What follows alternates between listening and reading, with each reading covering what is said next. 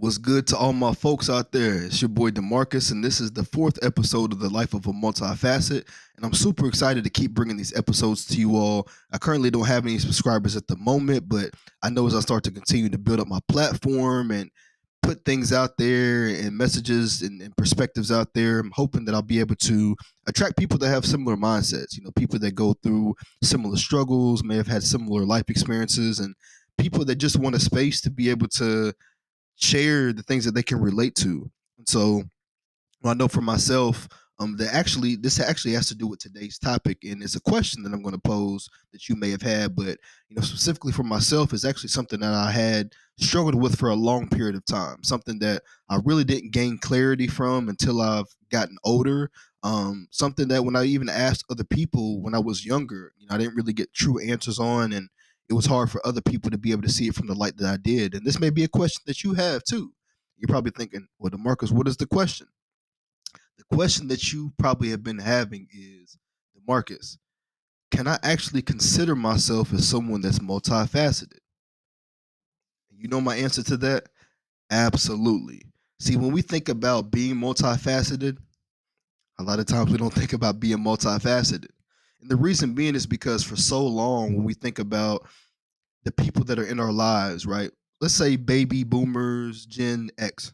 These are going to be people that are most likely in their 50s, 60s, and above. And specifically during these times, there was one focus, and that was usually your career or whatever type of venture that you were focused on. And a lot of times, even when these individuals are thinking about skills that they have, a lot of times it's still tied to this one element of whatever that you're doing at that moment. And the crazy thing about this type of thinking is, as human beings, we all have multiple skills and abilities. Sometimes those aspects of us that we don't even realize until we're older, or we have to actually utilize these certain things that we have, utilize these potentials that we have. And that's not to knock people that are of the older generations, because especially in the black community, for a lot of individuals, they're just going based on what they were taught and what they've heard, from people around them. Now, as millennials and Gen Z, we've been able to finally find a way to utilize all of our talents, utilize the things that are going to make us effective, and try out different areas in our lives that can make us feel happy, feel fruitful, feel as if the things that we believe in our mind we're good at, we can actually put to use. And so when we're talking to individuals, and this can even be even people in Gen Z and the millennial type of space, they can also have this mentality because of listening to people before them that have told them this is the exact way to do it. And a lot of times when you're looking at it from that particular lens, it's hard to be able to see what exactly is for you, because you've talked to so many people that look at it from just one lens, just a one dimensional approach. And I say that a lot because when I think about having multiple dimensions of yourself, there's probably going to be so many areas in which you haven't even tapped into before. And this also even goes into age. Like, there's so many times where we're taught, hey, if you're in your 20s, everything's got to be, this is your trial period just to mess up and do all these different things and make mistakes. And but at the same time, people are telling us this is when you're supposed to have kids, be married. But then you look at life and you're like, for certain people that may work out, but I'm still trying to figure myself out in my 20s. Like, as I'm approaching my 30s, I'm still trying to figure out what exactly I want to do for career wise. How can I get some of these multifacets out there on bigger platforms to be able to show other people in the world that this could be something dope.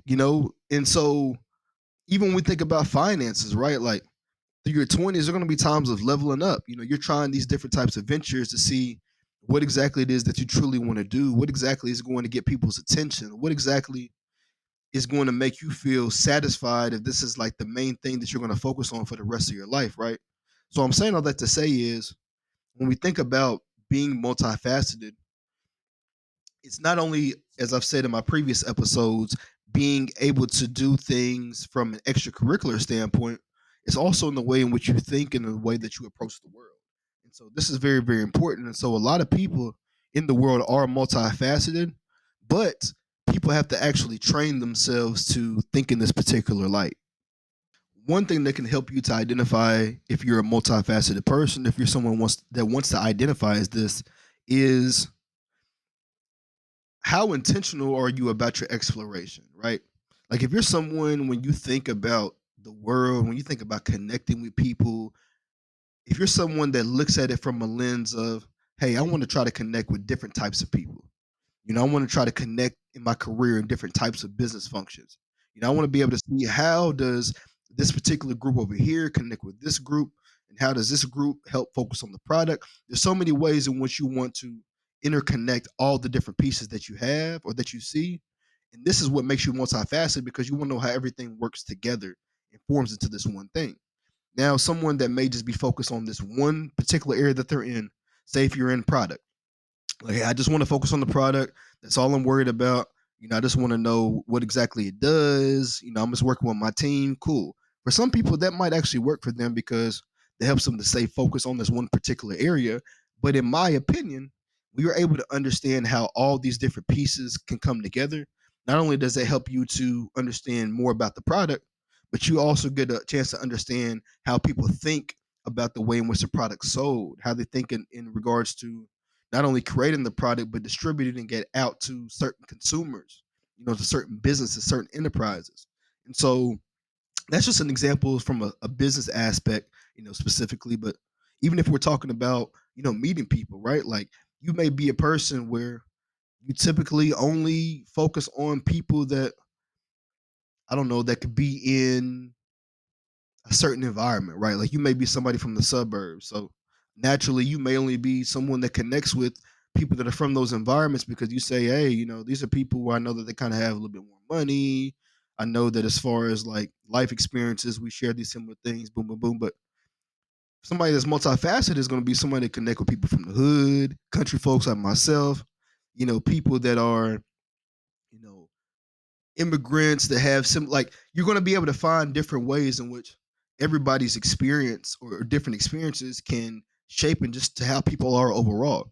And I say that to say that, a lot of times, in the way that we think when it comes to a social setting, we can judge books by its cover. And a lot of times that can be from people that don't think in a multifaceted way. Because when you think in a multifaceted way, you're going to be able to see all different types of people, different types of life experiences, different types of perspectives, um, different backgrounds, ethnic groups, and you have to be able to look from similar lenses and different lenses, right? Some similar lenses can be, if you share similar religions. It can be if you share similar ethnicities.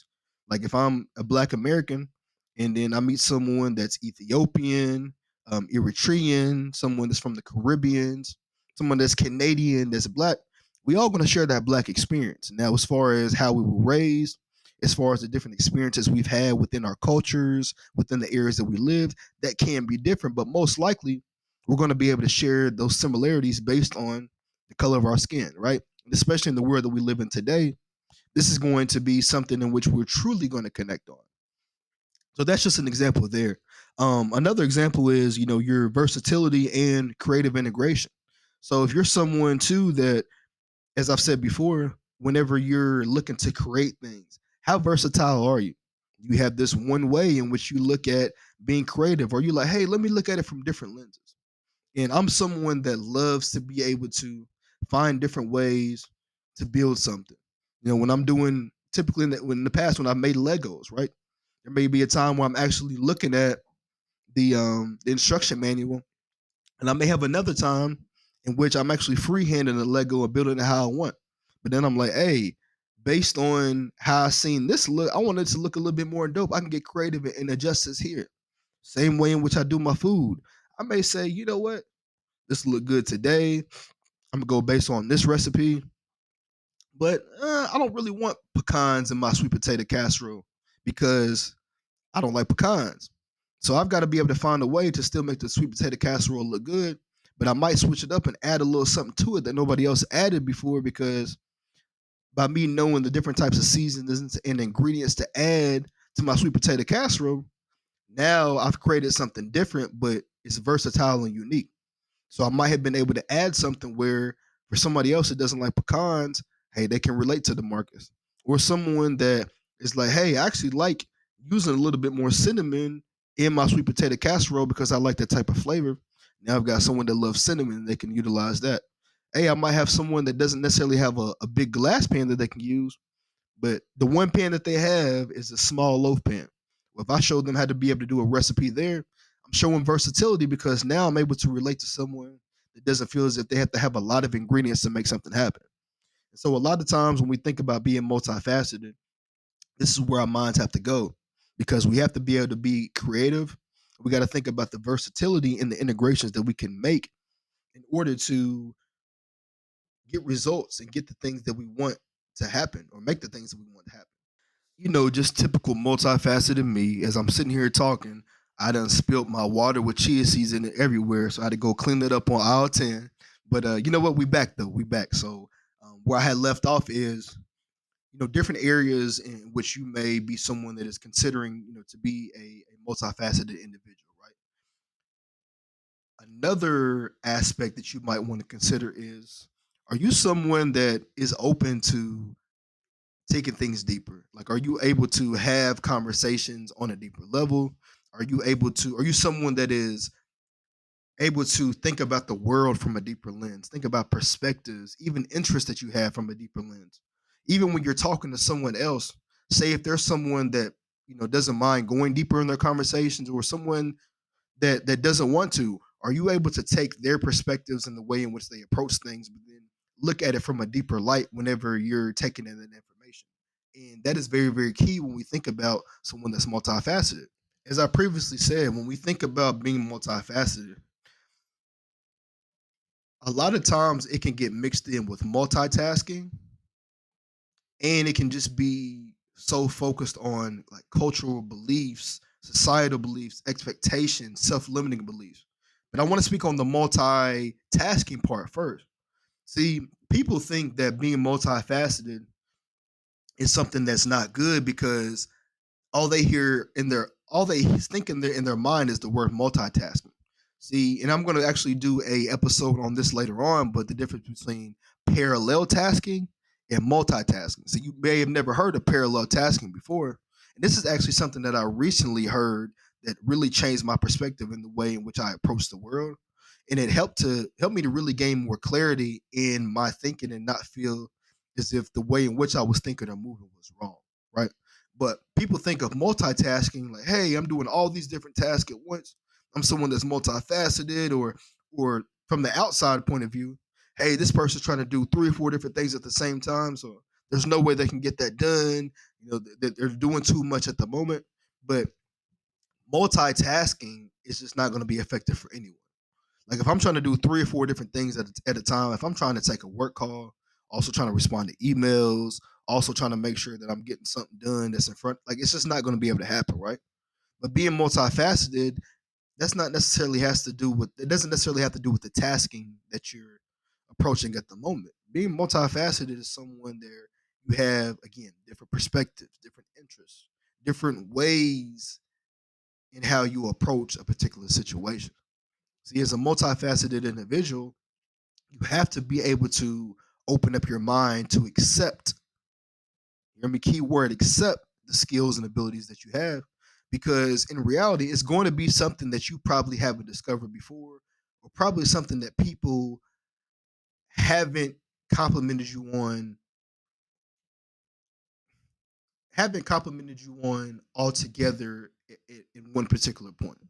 I'd be like, Demarcus, what does that mean? So you may be someone that back in the day, or even currently, you play sports. Like a lot of us grew up playing sports. Some of us were really good at sports. Some it took more time, whatever. But no matter if you were naturally gifted with the athletic ability or if you weren't, if you're someone that did good in multiple sports, you're a multifaceted individual. You know why? Because you have to have the mental capacity and the understanding to be able to be performative in multiple areas. Because within sports, while there are similar things that are needed or similar abilities that you can have that are needed to perform, you still have to be able to have a mindset to understand that these few different games are played in different ways. But let's not go too deep into that. Let's take, for example, something, in regards to education, right? Like you may have been someone that's really good at sports, but you also may be involved with some of your school organizations. It could be like beta clubs, national honor societies. It could be something where you're involved in, business leader, conventions, whatever. It could be something religious, right? You're multifaceted there because you're not just putting your mind or you're using your time into one particular area. You're being able to spread again that breadth. You're being able to spread or extend yourself to multiple areas because you're qualified and you're able to do different things. See, a lot of times people don't think of themselves as being multifaceted in that way because from a societal point, it's like, hey, these are just things that we just do. Hey, everybody just kind of does this, boom, boom, boom. But the part that people miss is being able to go deeper and to explore these aspects a lot further. See, it's easy to be able to say, hey, I play basketball, football, plus I'm a part of these different organizations, boom, boom, boom. But when you're able to take all these things that you do and look at what you're good at, what you're not good at in these particular areas, I guarantee that you're going to be able to find ways that can intersect that are going to come from all these different areas. You're going to find ways that are not good about certain aspects that you do, and they're going to be able to intersect as well. Like if I'm someone that communicates well across all platforms, that's going to be a strength of mine. So I have to know that if there's something else that I pick up on, or if there's another area of focus in my life that I come across, I know that communication is going to be my top strength.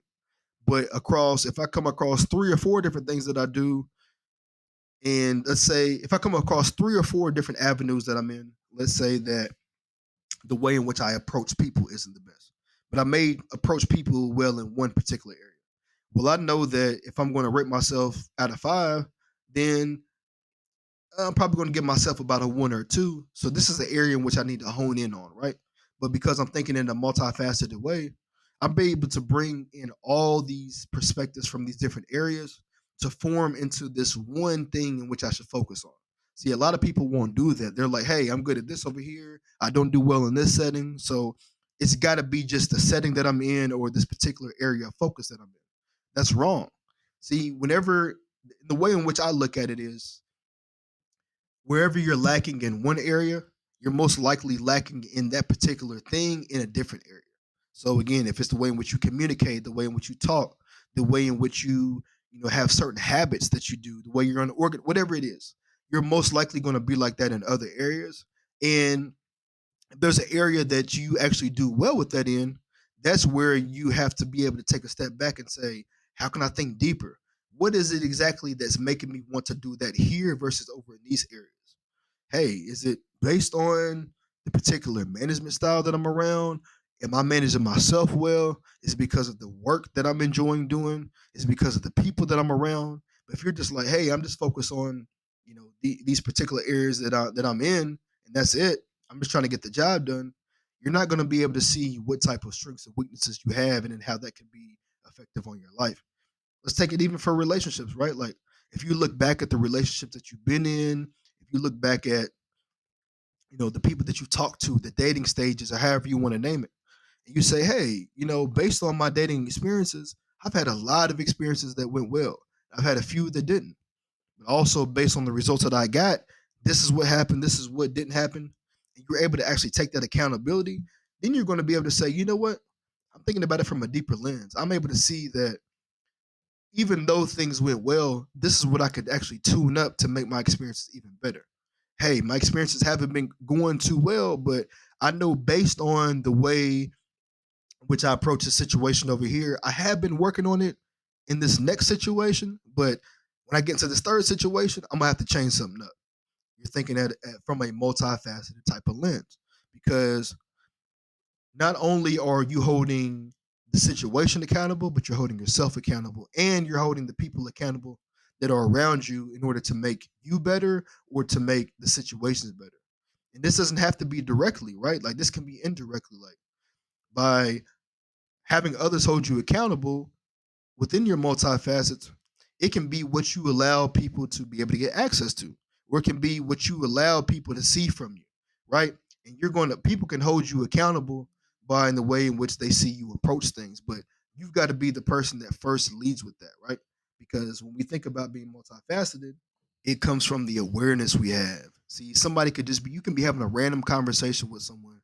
And the indirect piece that I was just speaking about is you all can be talking about the most random conversation, but in the way in which they approach the conversation from their lens, they might not even know that you need that information, but based off of what they said, you're like, hey, you know what? I could actually utilize this. This is something that's actually very helpful for me. And I'm glad that you said that because that's going to help me to hold myself accountable because I haven't done the best with that. So now you've been able to take this idea or this perspective that somebody else had and you can utilize it for yourself. So when we think about depth and breadth, these are a few ways in which you can truly utilize your multifacets and how you can think about if you're someone that's multifaceted because the fact that I was even able just to talk for on this particular topic for 10 minutes, this is a deep conversation. This is a wide lens in the way that I think. And I know that a lot of you out there can think in similar ways, and you may have even been told in certain situations, "Hey, you talk too much," or you may be overthinking. But in reality, you're doing a great job. The biggest thing is now you just got to be able to put your perspectives, put the way in which you feel out there, and then also continue to find ways to make it make sense to you, and then be around people that are willing to have these conversations. See, a lot of times it's easy. We can be people that, when you're talking, it's easy to go on rants and things like that. So you do have to work on making sure that you're providing substance and you're providing, realistic examples or perspectives in the way that you're talking. But in reality, a lot of people aren't willing to admit that they want to have people that they can, speak in depth with. They want to be able to have those deeper conversations. And for the people that don't, a lot of times it's centered around ego because they only want to focus on the areas that they want to focus on, not even realizing how much a different perspective or different type of lane can help them. But I'm saying all that to say is for people that you may feel as if you talk too much, or if you maybe have been told that you do talk too much, take a step back as your multifaceted self and think about why people said that. If you're someone where you're just completely going on rants and you're not making no sense and you're just saying a whole lot of BS, that makes sense. But if you're someone where it's hey, like myself, you can take a particular example, a specific example, or you can take a specific topic and go on it forever. And you may come back to certain points later on and continue to use that as points where you're being relevant to the topic, or you're able to expand on things a lot deeper. You can't be pissed off because other people can't see that. Hey, the ones that don't want to listen to it, cool. Because what's going to happen is over time, you're going to realize that you're providing so much information and so much value in your conversations that I guarantee the next few times, or even it could be 6 months or a year from now, when you talk to someone that wasn't willing to listen or someone that felt as if you were talking too much or whatever, they're going to miss a lot of things that you said. And it may even come to light in their life, or it may be something that you've already talked about that you were doing and focusing on that they missed multiple times. And I'm someone that has experienced that a good amount. Sometimes as people, we have our own things going on, so we can't expect everybody to hear each and everything that we say. But when it comes to updates, things in our life that we're enjoying, things that we want to pursue, I can say for myself, I'm a person where I'm always willing to share that information. Like I'm always having things going on. I'm always leveling up. It may not necessarily be something that turns into a monetary gain all the time, but I can say that a lot of the things that I do are going to be very, very beneficial for myself in the future. So the people that take time to listen to that and understand, they're going to understand where I'm at. For the ones that don't, there's a lot of information that they're going to miss out on. And the reason why I'm someone that can feel confident in saying that is because a lot of people that I talk to and the people that are willing to hear me out and listen, they find value in the things that I say. And there's been plenty of times where I'm like, oh, I may be talking too much, or my bad if I'm going on too long. And these people have had to stop me and say, DeMarcus, stop saying that. Like, nah, bro, like you good. Like I'm liking everything that you're saying. And there's times where we can like hear people's body language or feel it. We're like, oh, okay, they must think that we're talking too much or whatever. But the point is, if people are going to sit there and let you continue talking, be in a space to where they're continuing to let themselves hear it, at the end of the day, that's on them. That's not on you. So continue to be your multifaceted self and continue to share those gems and things that you have and that those pieces that you're excited about. Because I guarantee for someone like yourself that's willing to put it out there, that's excited about what the hell's going on, that's willing to see things in a different light and not follow the crowds and the perspectives that just everyone else has because that's what they're told, I guarantee you'll feel more happy about yourself. And I guarantee that when you look at it in the end, you'll be super proud because you were able to share something, but also bring it to light. So that's what I wanted to talk about today. I will be having more episodes going more into depth about this and also ways in which I've had to approach certain conversations, ways in which I've experienced, these specific aspects that have pushed me to identify myself as someone that's multifaceted and someone that is continuing to do things where I may not get as much love or support initially, um, or for even from close people at times, but the close ones that do care and the people around me that do support, it always means a lot to me because people are able to see it from my lens versus somebody else's lens, and I don't have to be someone that I'm not to be able to get my points across. So, um, appreciate y'all for tuning in to episode 4, and definitely continue to listen to my podcast, The Life of a Multifacet. Peace.